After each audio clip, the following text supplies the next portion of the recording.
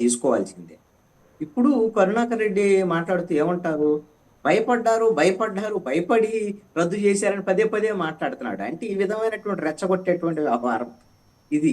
ఎందుకోసం అంటే ప్రభుత్వం అన్న తర్వాత ప్రజాభిప్రాయానికి అనుగుణంగానే పాలన ఉండాలి. ఇప్పుడు ప్రభుత్వాలు అక్కడ ఒక స్టార్ హోటల్ ఉంటే మంచిదే.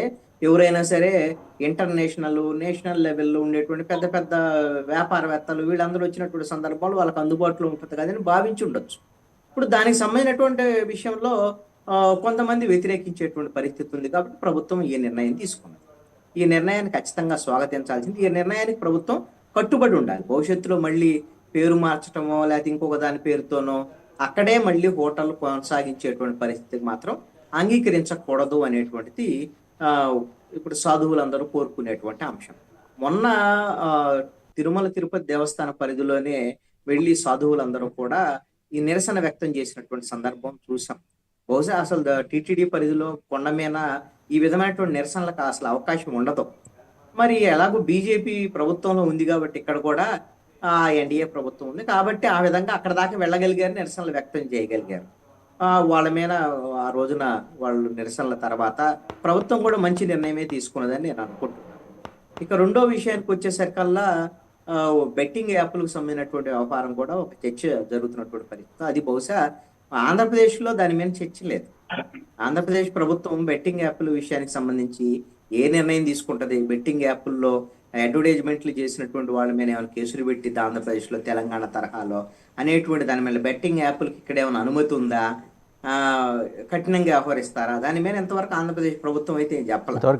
ఇప్పుడు భారతదేశంలోనే కేంద్ర ప్రభుత్వం దాని మీద చర్యల గురించి ఇంతవరకు ఏమీ లేదు. కొన్ని రాష్ట్రాల్లో ఈ విధంగా బెట్టింగ్ యాప్ల మీద నిషేధం ఉంది, కొన్ని రాష్ట్రాల్లో నిషేధం లేనటువంటి పరిస్థితి. అంటే పాలకుల వైపు నుంచే, ప్రభుత్వాల వైపు నుంచే కఠినంగా వ్యవహరించాల్సినటువంటి పరిస్థితి ఉంది. అయితే ఈ విధంగా ఉన్నటువంటి సెలబ్రిటీస్ అందరూ కూడా బాధ్యతగా వ్యవహరించాల్సినటువంటి బాధ్యత కూడా ఖచ్చితంగా ఉంటుందండి. వాళ్ళు ఏం చూస్తారు? లీగల్ పాయింట్స్ మాత్రమే చూస్తారు. ఇది లీగల్గా కరెక్టా కాదా అనేటువంటి. లీగల్గా కరెక్ట్ అనుకోండి, దేనికైనా వాళ్ళు డబ్బులు వస్తే చాలు అనేటువంటి విధంగా వ్యవహరిస్తారు. కాబట్టి ఇప్పుడు తెలంగాణ ప్రభుత్వం సీరియస్గా ఉంది కాబట్టి బెట్టింగ్ యాప్లు ఏ దశలో చేసినప్పుడు ప్రకాష్ రాజ్ చెప్తున్నాడు 2016లో చేశాను, కొన్నాళ్ళు చేసిన తర్వాత మానేశాను, తెలిసిన తర్వాత. తెలిసి చేసినా తెలియక చేసినా తప్పే. ఖచ్చితంగా ఒకసారి చేసినా 2 సార్లు చేసినా ఖచ్చితంగా చర్యలు అయితే మాత్రం తీసుకుంటారు, తీసుకోవాల్సిందే. ఇక్కడ ఒక అంశం ఏంటి అంటే ఆయా సెలబ్రిటీస్ మీద లేకపోతే వాళ్ళ యాక్టర్స్ ఎవరైనా కానివ్వండి వాళ్ళ మీద అభిమానాలు ఉండొచ్చండి. అభిమానం ఉన్నంత మాత్రాన వాళ్ళు చేసినటువంటి తప్పులను కాయాల్సినట్టు అవసరం లేదు. ప్రకాష్ రాజ్ అంటే కొంతమందికి అభిమానం ఉండొచ్చు, లేకపోతే ఇంకొకళ్ళు అంటే ఇప్పుడు శ్యామల అంటే ఇంకొకళ్ళకి అభిమానం ఉండొచ్చు. అభిమానం వేరే.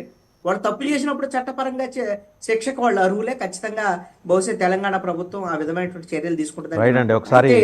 దీంట్లో పోలీసు చర్యలు ఉంటాయా ఉండవా, పోలీసు విచారణకు అసలు అవకాశం ఉంటుందా, కోర్టులు ఏ విధంగా రెస్పాండ్ అవుతాయని చూడాలండి. ఎందుకు అని అంటే ఈ వ్యవహారం మొత్తం కూడా వినియోగదారుల చట్టానికి సంబంధించినటువంటి వ్యవహారం కింద వచ్చేదానికి కూడా అవకాశం ఉంటుంది. వీళ్ళు తీసుకెళ్లి వీళ్ళు కోర్టులో హాజరుపరచగలరు. అసలు పోలీసులు విచారించడానికి అధికారం ఉందా లేదనేటువంటిది కూడా చెప్పలేము.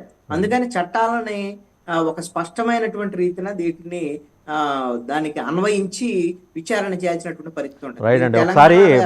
హైదరాబాద్ లో ఒక పాయింట్ అండి, హైదరాబాద్ లో ఎలా ఉంటుంది అంటే డ్రగ్స్ కు సంబంధించి అదిగో సెలబ్రిటీస్ మొత్తాన్ని కూడా విచారించారు, అది ఇదని చెప్పేసి కొన్నాళ్ళు అడావుడి చేశారు.